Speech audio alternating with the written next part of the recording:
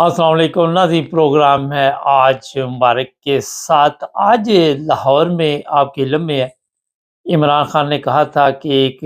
Rally نکالی جائے گی، اور جو افسوسناک چیز ہے وہ میں آپ کو بھی بتاؤں گا کہ وہاں پہ رینجرز کو بلایا گیا، اور پھر جو کچھ وہاں پہ ہوا وہ افسوسناک تھا۔ خواتین رینجرز کو کہہ رہی تھی کہ آپ کے لیے یہ جگہ ٹھیک نہیں ہے، آپ کو ہم نے دشمن کے لیے تیار کیا ہوا ہے اور ہم آپ کے دشمن نہیں۔ اس طرح کی باتیں جب سنی تو مجھے بہت تکلیف ہوئی۔ پھر کچھ مرد تھے پاس سے گزر رہے تھے اور کہہ رہے تھے کہ یہ مقبوضہ کشمیر بن گیا۔ جس چیز کا خطرہ تھا، پاکستان کے حالات دن بدن اسی طرف جا رہے۔ ایک چیز ذہن میں رکھیں کہ جب ڈر اور خوف انسان کا نکل جاتا ہے تو پھر اسے کوئی فرق نہیں پڑتا کہ پولیس اس پہ تشدد کرتی ہے یا پھر اور کوئی مسائل اس کے لیے پیدا کیے جاتے ہیں۔ اور میں دیکھ رہا ہوں کہ پاکستان میں پی ٹی آئی کے لوگ جو عمران خان کو پسند کرتے ہیں، آہستہ آہستہ ان کا خوف جو ہے وہ اترتا جا رہا ہے۔ اور پھر یہ بھی بتا دوں کہ دن بدن اس میں اضافہ ہو رہا ہے کہ زمان پارک میں لوگ جو ہے وہ دوسرے صوبوں سے بھی آ رہے ہیں۔ ابھی چاروں صوبوں کے لوگ وہاں پہ موجود ہیں، وہاں پہ پٹھان بھی موجود ہے، بلوچی بھی موجود ہیں، اور بھی جو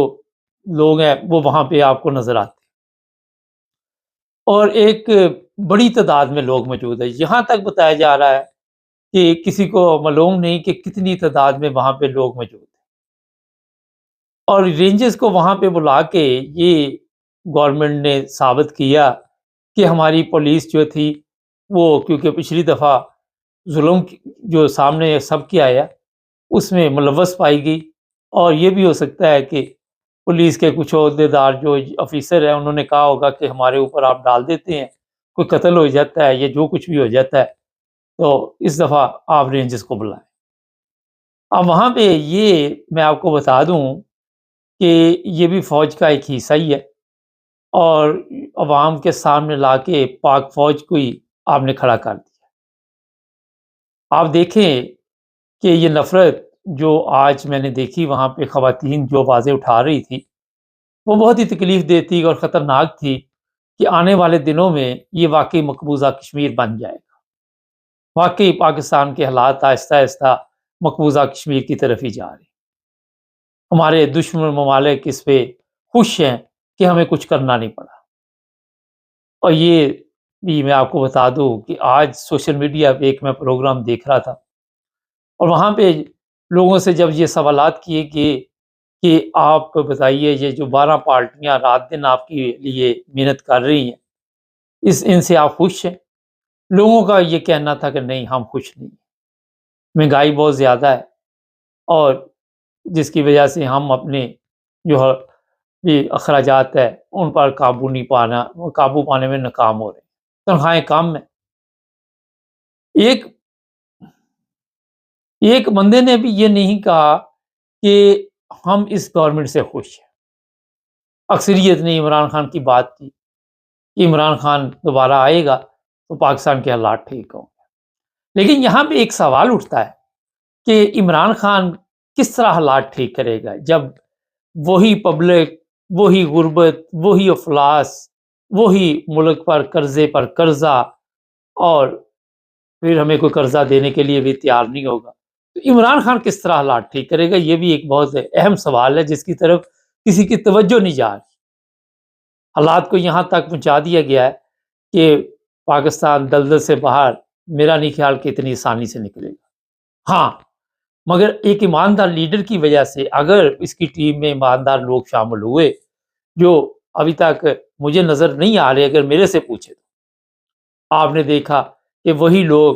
دیکھ رہے ہیں کہ عمران خان کے حالات بہتر ہونے والے ہیں تو پورے جنگ کے لوگ جس طرح شیخ وقاص یا دوسرے تیسرے اس کی پارٹی میں شامل ہو گئے،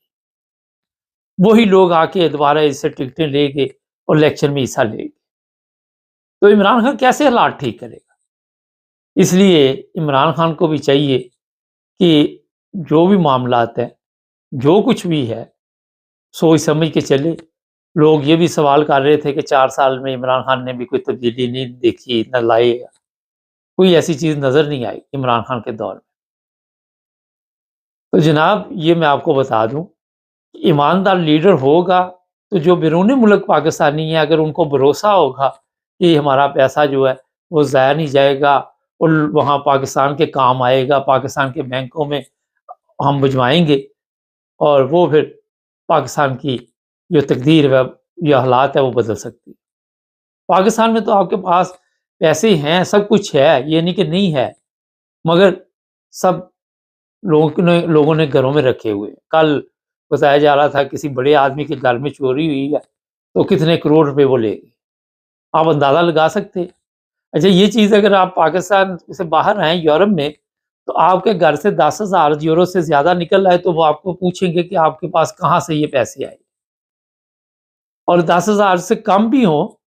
تو اگر آپ کے حالات ٹھیک نہیں ہیں تو پھر بھی وہ سوال کریں گے کہ آپ کے پاس یہ پیسہ کہاں سے آیا جی؟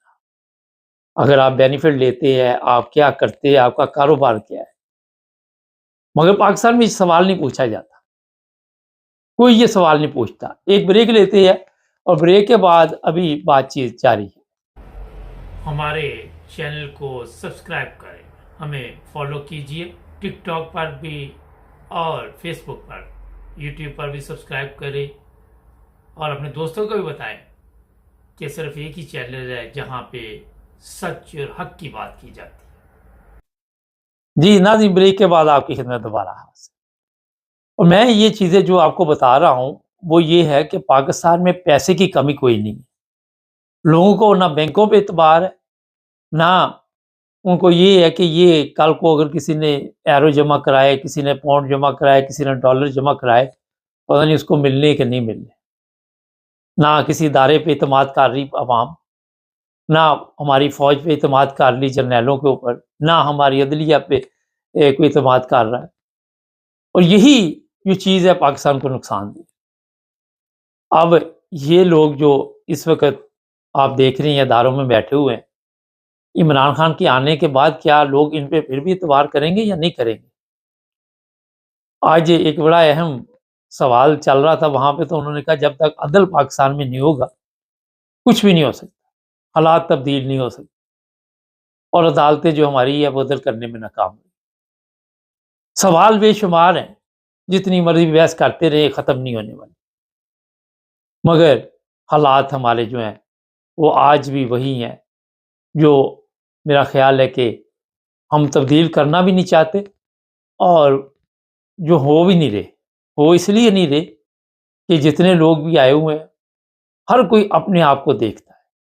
ہر بندے کی نظر یہ ہے کہ میرے حالات ٹھیک ہو جائے، دوسرے کا بیڑا گرک ہو جائے، یہ ہے سب سے بڑا مسئلہ۔ جرنیل ہیں وہ کہتے ہیں ہمارے پاس پیسہ آ جائے، ہم اپنے بچوں کی زندگی اچھی گزاریں، چاہے وہ حرام کے پیسے ہی ہوں۔ قمر جاوید باجوہ آپ دیکھ لے، دبئی میں جہاں پہ اس کے فلیٹ ہے، بتایا جا رہا ہے کہ پتہ نہیں کتنے ملین اس کی یہ جو پرائس ہے، کہاں سے آئے؟ قمر جاوید باجوہ کی تنخواہ سے تو نہیں آئے نا یہ۔ اسی طرح جو موجودہ چیف آف آرمی سٹاف ہے، اس کے پاس کتنی دولت ہے، جو اس کے گروپ کے لوگ ہیں ان کے پاس کتنی دولت ہے، سیاستدانوں کے پاس کتنی دولت ہے، بے شمار دولت ان کے پاس، اور دولت نہیں ہے تو عوام کے پاس نہیں ہے، روٹی نہیں ہے، کپڑا نہیں ہے، مکان نہیں ہے۔ تو جناب یہ جو چیزیں میں نے آپ کو بتائی مختصر، وہ یہ ہے کہ پاک فوج کو انہوں نے عوام کے سامنے لا کھڑا کیا تقریباً، اور یہ پاک فوج جس کام میں لگی ہوئی ہے وہ بہت ہی خطرناک ہے۔ آپ دیکھیں گے کہ عنقریب پاکستان میں خانہ جنگی ہوگی، فوج بھی اس میں حصہ لے گی، پھر آہستہ آہستہ ہوتا یہ ہے کہ فوج میں بھی بغاوت ہو جاتی ہے، پولیس میں بھی بغاوت ہو جاتی ہے، جو عمران خان کے ساتھی ہوں گے وہ ان کے ساتھ مل جائیں گے، اور یہی دشمن ممالک چاہتے ہیں کہ خانہ جنگی کا آغاز ہو یہاں پہ اور ہمیں کچھ کرنا نہ پڑے۔ آپ دیکھیں گے کہ یہ وقت دور نہیں ہے، کیونکہ زبردستی اور تشدد کے ساتھ آپ لوگوں کو یہ ہے کہ مطمئن نہیں کر سکتے، اور کب تک آپ تشدد کریں، کتنے لوگوں پہ تشدد کریں؟ میرا نہیں خیال کہ آپ کو اب زیادہ انتظار کرنا پڑے گا۔ اور یہ بھی میں بتا دوں کہ کہہ رہے کہ 29 سے لیڈر آئے آج تک پاکستان، 29 لیڈر آئے پاکستان میں ابھی تک، اور ایک بھی انسان کا بچہ نہیں آیا۔ اگر ایک بھی انسان کی اولاد ہوتی تو پاکستان کے لوگوں کی حالت بدلی۔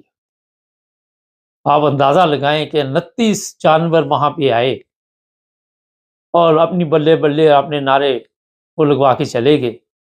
جس قوم سے وہ نعرے لگواتے رہے وہ آج بھی فقیر ہے۔ کاش ایک انسان کا بچہ آ جاتا، مگر جہاں 29 درندے آئے، یہ صرف لیڈر ہیں، ان کی جو ٹیم تھی درندوں کی وہ ایک علیحدہ کہانی ہے۔ تو میں ذرا یہی آپ کو کہوں گا کہ پاکستان میں بغیر انقلاب کے تبدیلی آنی ناممکن ہے۔ نہ یہ ادارے تبدیلی لا سکتے ہیں، نہ یہ فوج لا سکتی ہے، نہ یہ سیاستدان لا سکتے۔ یہ سب کچھ لا سکتی تو عوام لا سکتی۔ سوچئے، غور کیجئے۔ ہمارے چینل کو بھی سبسکرائب کریں تاکہ اور بھی پروگرام دیکھتے رہیں۔ اللہ حافظ۔